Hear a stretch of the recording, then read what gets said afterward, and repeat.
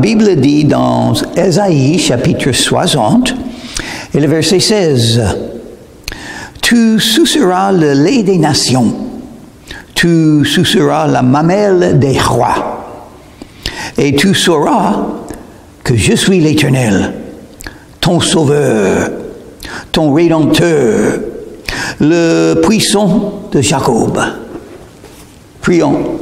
Merci Seigneur pour la parole de Dieu, et merci que tu nous parles de l'avenir qui sera très bon pour nous, grâce à toi et ta bonté. Dans ton nom, je te prie, Jésus. Amen. Donc, on voit ici que Dieu est en train de nous parler de l'avenir, du royaume de Christ, un royaume de Dieu qui sera établi sur la terre quand le Christ est en Jérusalem, sur le trône de David, avec son règne.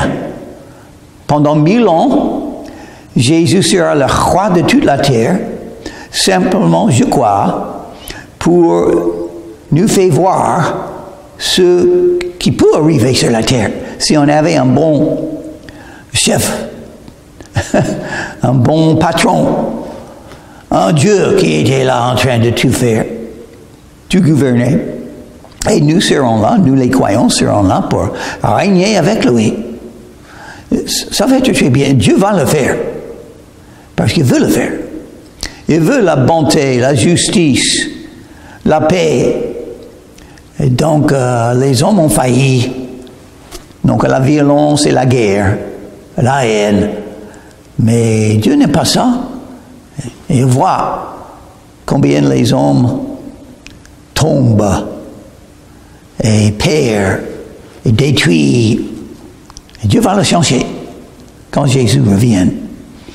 Quand il décide, il ne veut pas le faire maintenant parce qu'il sera obligé de tout juger pour faire ça. Et il donne encore un jour pour que les gens puissent se repentir et être sauvés, afin qu'ils puissent être dans ce royaume aussi. Donc, dans le verset 16, ça parle de la prospérité, la victoire, l'autorité qui sera donnée à tous les croyants et à Israël. Parce que Jésus est un juif. Il sera le roi de toute la terre. Il sera en Jérusalem. Le capitale d'Israël? Non, le capitale de toute la terre. Jérusalem sera. Il parle de lui-même. Il dit, « Tu sauras que je suis l'Éternel. » Dieu veut qu'on connaisse Dieu. On peut le connaître. Jésus est ressuscité des morts. Ça veut dire qu'il est vivant. Ça veut dire on peut le connaître. On peut le rencontrer et le connaître. Est-ce que vous avez rencontré Jésus dans votre esprit par la prière? C'est possible. Ça m'est arrivé quand j'avais 19 ans. Ça s'appelle le salut, la nouvelle naissance, la repentance. C'est qu'on est sauvé, parfois en Jésus. Je suis l'Éternel, il habite éternellement. Et il connaît l'avenir. Il fait l'avenir. Il décide ce qui va arriver dans nos vies, dans la vie de la terre. Il a un plan, un dessein, il va le faire. Et parce qu'il est l'Éternel, il peut donner la vie éternelle. Tous ceux qui sont liés avec ce Dieu auront la vie éternelle, parce qu'il est éternel. Et il dit, ton sauveur, ça parle d'une relation personnelle. Sauveur, parce qu'il faut être sauvé. C'est Jésus seul qui peut vous sauver. C'est encore un verset qui lie le nom l'Éternel avec le nom Jésus. Qu'est-ce que le nom Jésus veut dire? Sauveur. Quand l'ange Gabriel s'est manifesté à Marie, il a dit à Marie que quand l'enfant est né, il faut donner le nom de Jésus parce qu'il sauvera son peuple de ses péchés. Oh, c'est pourquoi il faut être sauvé. Nous avons des péchés Et Dieu est saint. Il est juge, il sait tout. Donc j'espère que vous avez honte de vos péchés afin de venir à Jésus et trouver le pardon des péchés. Parce qu'il est miséricordieux, il aime pardonner. Il est mort sur la croix de Calvaire pour vous pardonner. Pensez à vous, sans doute, quand il était sur la croix. Vous pensez de l'avenir et tous qui seraient sauvés. Il veut sauver, il aime sauver. Il est le sauveur, le seul sauveur. L'Église ne peut pas vous sauver. Le pape ne peut pas vous sauver. Un prêtre ne peut pas vous sauver. Moi, je ne peux pas. Bien sûr que non. Les saints, non. Marie, non. Jésus est le sauveur. Ton Rédempteur. Si quelqu'un est votre Rédempteur, ça veut dire qu'il vous a acheté. Il a payé le prix. Et donc, vous appartenez à lui. Et il faut le reconnaître. Par la soumission, en cherchant sa volonté, en suivant Jésus. Suis-moi et je vous ferai pécheur d'hommes, Jésus a dit. Le puissant de Jacob. Il ne faut pas oublier. Il y a des choses merveilleuses qui nous sont dites dans la Bible. On peut connaître Dieu, il est éternel, donc nous avons la vie éternelle par le connaître. Il est notre sauveur, il nous a sauvés. Nous avons le salut par Jésus. Mais le salut, quand on est sauvé, ça nous donne beaucoup de choses. Ça nous donne le pardon des péchés. On a la victoire sur l'enfer, le diable, les ténèbres spirituelles. On peut entrer dans le dessein de Dieu et accomplir pourquoi on est là. Suivre la voie de Jésus, suivre Jésus. Mais les prières exaucées, on verra des miracles. On pourra rendre notre témoignage de Jésus pour glorifier son nom et pour porter du fruit et pour aider les autres à venir à Jésus. On peut devenir des gagneurs d'âme. On peut amener des gens à Jésus. Quel privilège, quel honneur. On peut ouvrir la Bible, le lire et en parler.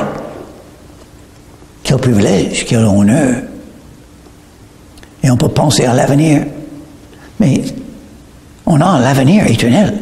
Ça veut dire, les bénéfices du salut, nous avons le commencement, c'est tout. Nous avons le Saint-Esprit en nous, les fruits du Saint-Esprit, la joie, la paix, l'amour, la patience, la douceur, la bonté, la tempérance, c'est-à-dire maîtrise de soi. Et nous avons le Saint-Esprit en nous. Nous avons l'amour de Dieu en nous. Nous avons la paix avec Dieu. Pas de condamnation, un avenir éternel. Et donc ça commence seulement.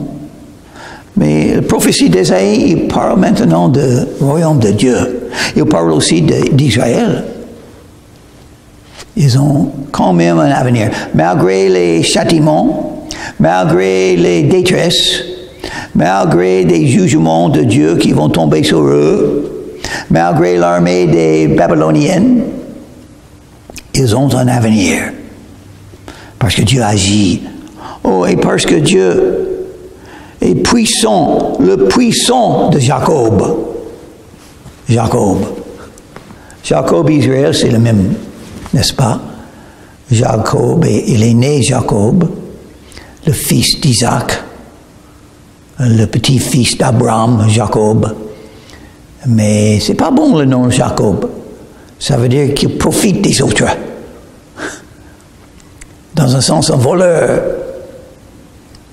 Avec des ruses et des moyens d'obtenir des choses que les autres ont pour le mettre dans sa poche. Jacob. Mais Dieu l'aime quand même. Le puissant de Jacob. Dieu est puissant. Jésus a dit, tout pouvoir m'a été donné. Il y a deux choses qu'il faut connaître, qui sont bien à connaître, qui vont ensemble. La puissance de Dieu et l'amour de Dieu. Dieu m'aime et il est tout puissant. Donc, ça veut dire beaucoup de choses. Rien n'est impossible. C'est simplement, qu'est-ce que Dieu veut? Il est le seul qui fait tout ce qu'il veut. Moi, je ne peux pas. J'ai beaucoup de rêves, beaucoup de projets, et souvent, ça n'arrive pas, parce que je ne suis pas Dieu. Mais lui, il fait tout ce qu'il veut. Il va faire un avenir merveilleux pour tous les croyants.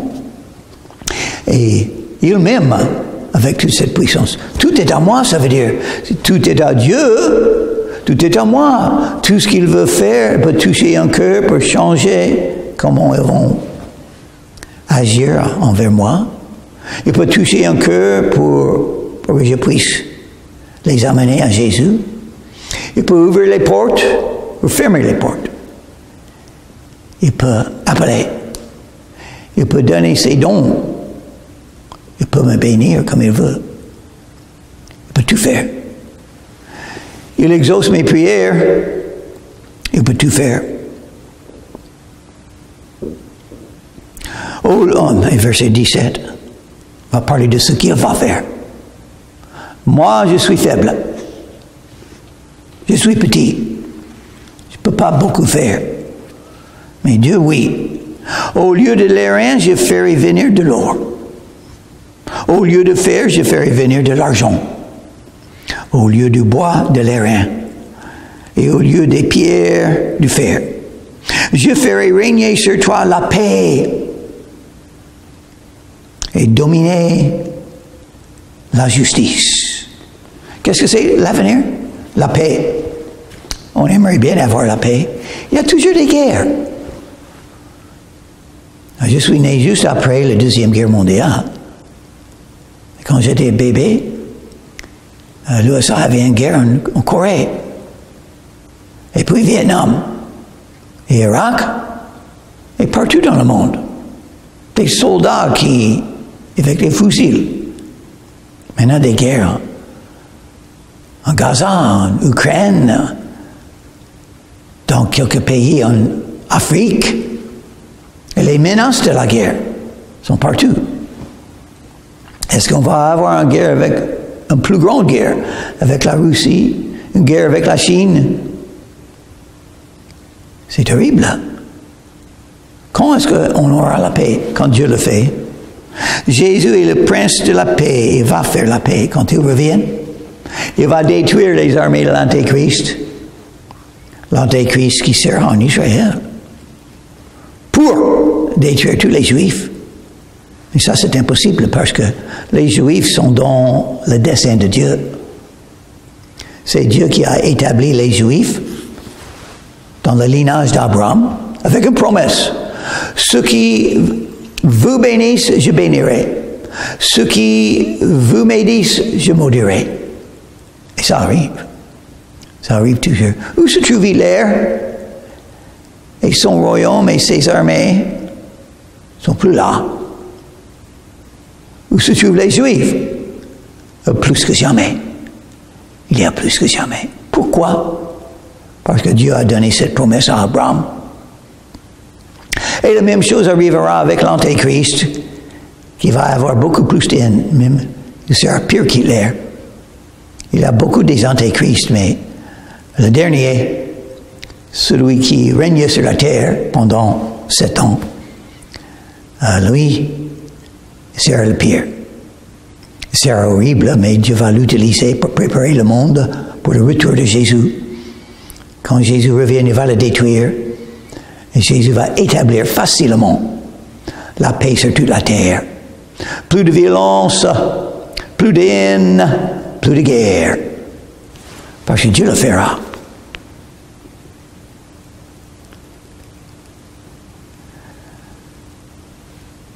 Je ferai régner sur toi la paix et la justice. C'est-à-dire, les gens vont faire ce qui est droit et juste et bon. Et ça, c'est le problème du monde.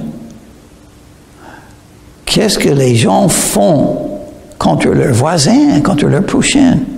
C'est horrible. Les attaques, les mensonges, ils profitent d'eux. Ils ont des cœurs endurcis, pas d'amour, même la haine. La haine parce qu'on n'est pas dans le même pays, on n'a pas la même politique. La haine, pas la même religion. Il faut respecter les gens, même si vous êtes sûr qu'ils n'ont pas raison. Il faut les respecter. Ils ont le droit de choisir ce qu'ils veulent choisir. Dieu a donné ce droit. C'est pourquoi il y a la violence et la guerre. Dieu a donné le droit de choisir, le libre arbitre aux hommes, n'est-ce pas? Et donc, nous devons faire la même chose. J'appelle avec l'esprit. L'esprit et l'épouse disent « viens ». Donc, je dis « viens ». Mais si on ne veut pas venir, je vais trouver un autre. Je les laisse aller comme ils ont choisi. Je prierai pour eux. Mon cœur pleurera pour eux. Mais je les laisse aller comme ils ont choisi. Ils ont le droit de choisir. Même si leur choix mène à l'enfer. Et ça se passe. Ils ont le droit de choisir. On n'entendra plus parler de violence dans ton pays. Non, plus de violence. Voilà, quand il n'y aura plus de violence. Et même, souvent, je parle avec les athées en France, sur le trottoir. Et une de leurs excuses pour ne pas croire, ils disent, s'il y a un Dieu, pourquoi il y a toujours de violence et la haine et les maladies sur la terre et tout ça? Pourquoi? Si j'étais Dieu, j'arrêterais ça tout de suite. Pourquoi Dieu ne le fait pas s'il existe? Il va le faire quand il veut.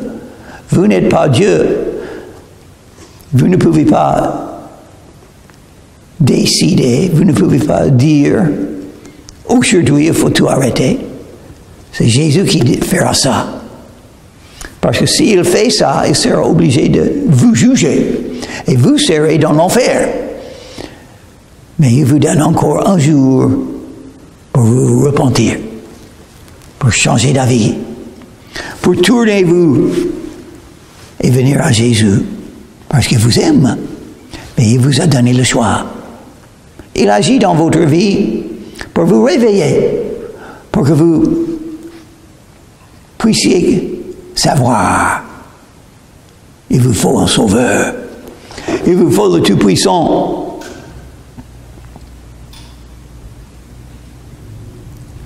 Ni de ravages et de ruines dans ton territoire.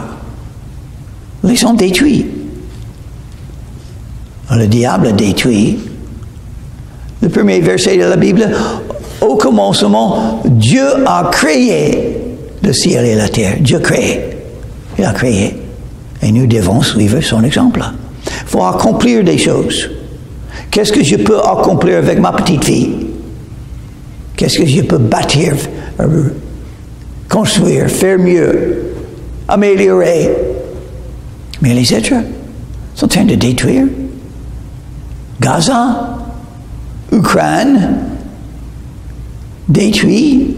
Est-ce que vous avez vu les photos de la région de Saint-Tropez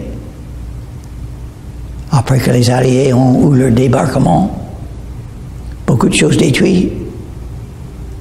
En Bretagne, Brest, en Normandie. La guerre, les hommes détruits. Nous avons des bombes, maintenant des bombes atomiques pour détruire. Non, pas dans le royaume de Christ. Plus de ruines, plus de ravages. Tu donneras à tes murs le nom de salut. Ça, c'est l'évangile. Jésus est le sauveur. Il est mort pour vous. Jésus veut vous sauver. Il vous aime. Vous pouvez être sauvé parfois en Jésus. C'est facile. Il faut simplement venir à Jésus et être sauvé. Vous êtes sauvé ou vous êtes perdu. Le salut. Sur les murs, le salut. Le nom de Jésus. Nous sommes sauvés, c'est pourquoi nous suivons Jésus. Nous sommes sauvés, c'est pourquoi on parle de Dieu. Nous sommes sauvés, c'est pourquoi on prie et on lit la Bible. Nous sommes sauvés, c'est pourquoi nous aimons nos prochains.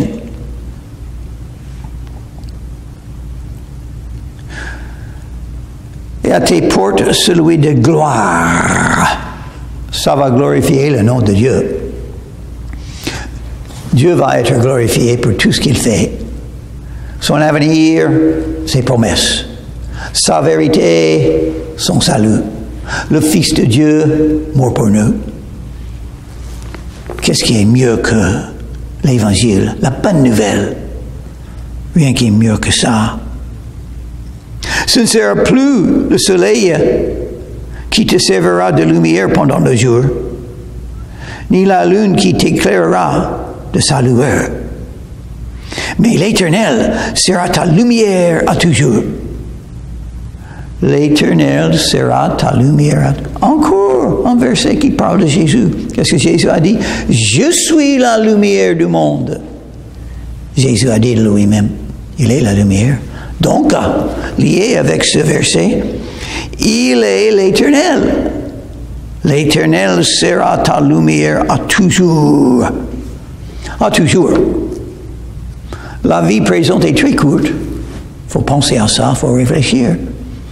Très peu de temps pour rencontrer Jésus et pour le suivre et pour porter du fruit pour lui. Tellement peu de temps. Mais Dieu veut vous donner la vie éternelle. Tout est en vain sans la vie éternelle. Tout est rien sans la vie éternelle. Tout est moins que ça sans la vie éternelle. La lumière, c'est ce qu'il nous faut parce que les gens sont dans les ténèbres.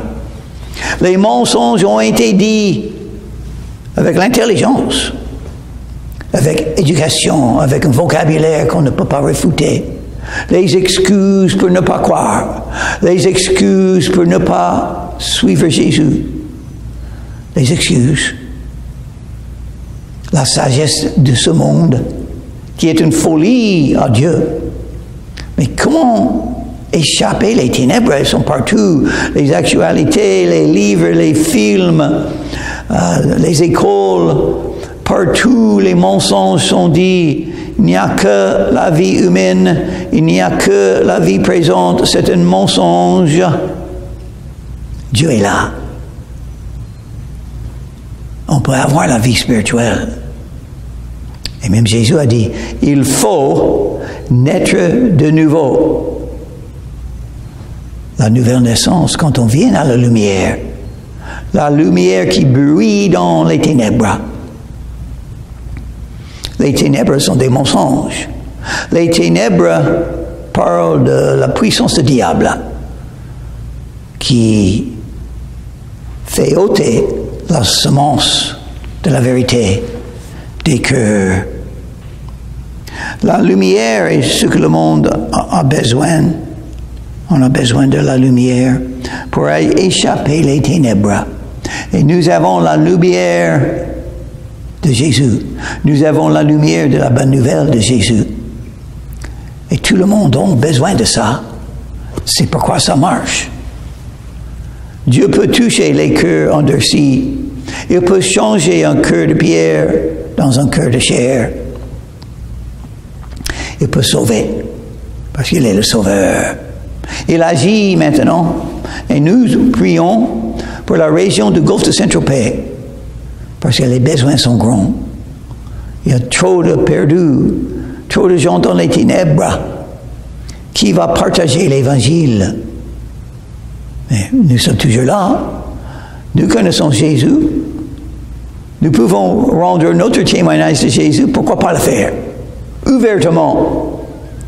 Dans les places publiques. Les marchés, les fêtes, les trottoirs. Pourquoi pas? Dans la famille. Les voisins. Pourquoi pas? Inviter les autres. Vivre et parler pour Jésus.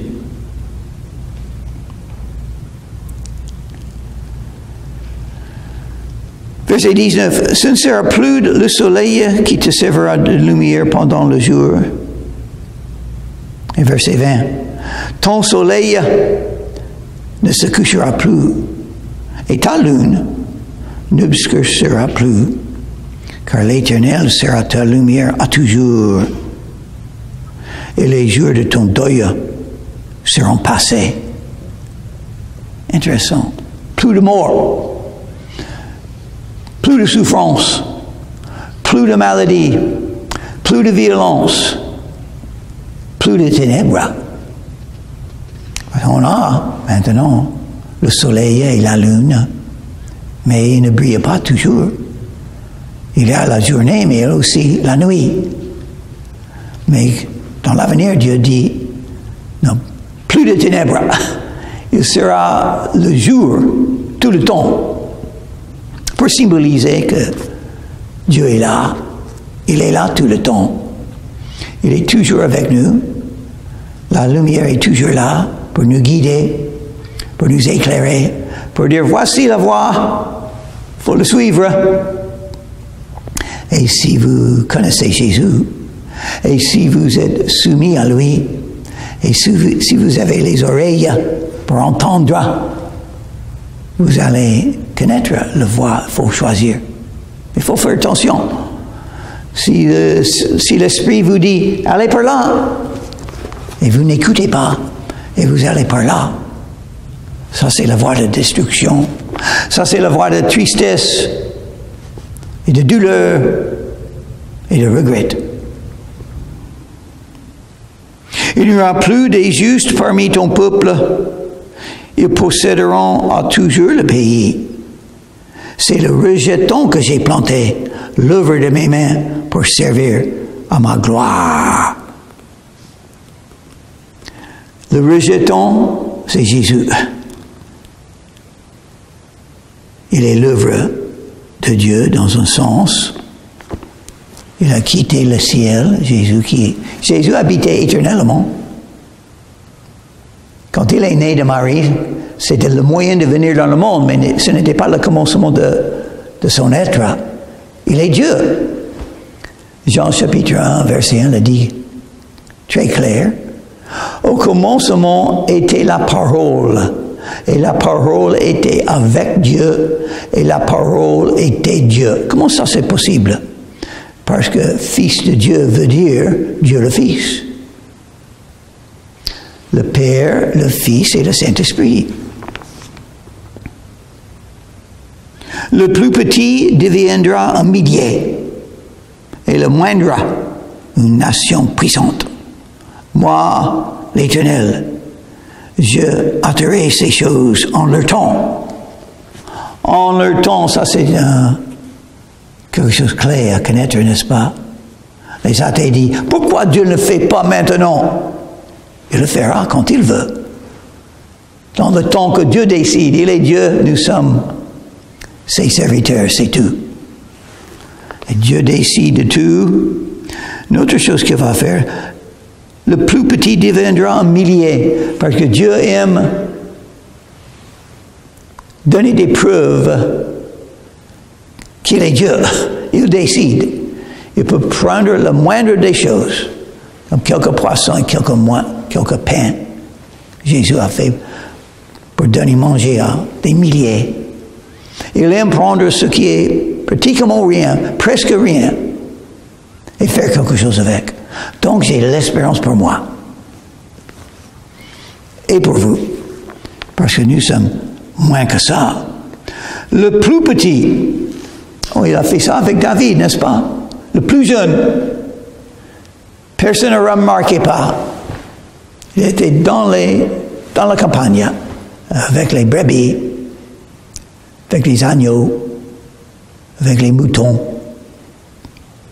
Et les frères plus grands, plus âgés, ils étaient dans l'armée. Mais Dieu a choisi David, le petit. Dieu a choisi le rejeton. Joseph a été vendu par ses frères. Le père pensait que peut-être il est mort. Mais Dieu a choisi Joseph, pas les frères. Joseph est esclave maintenant, vendu en Égypte. Dieu a même utilisé ça pour accomplir quelque chose. Dieu est comme ça.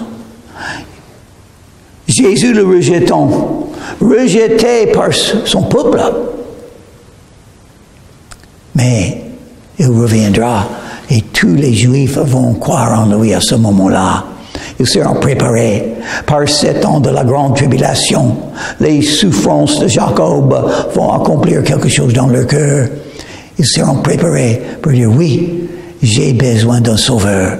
Oui, Jésus de Nazareth est le Messie. Je crois en lui. Tous les Juifs vont dire ça avec tous les autres. Et on n'aura que les croyants sur toute la terre quand Jésus revienne. Prions. Merci Seigneur que tu es le Sauveur. Merci pour cet avenir merveilleux que tu as préparé pour nous. Aide-nous à te servir, Seigneur, par ta grâce, pour glorifier ton nom, pour faire ce qui est juste et pour mener les autres à toi. Guide-nous, Seigneur. Aide-nous. Pardonne-nous. Dans ton nom, je te prie, Jésus. Amen.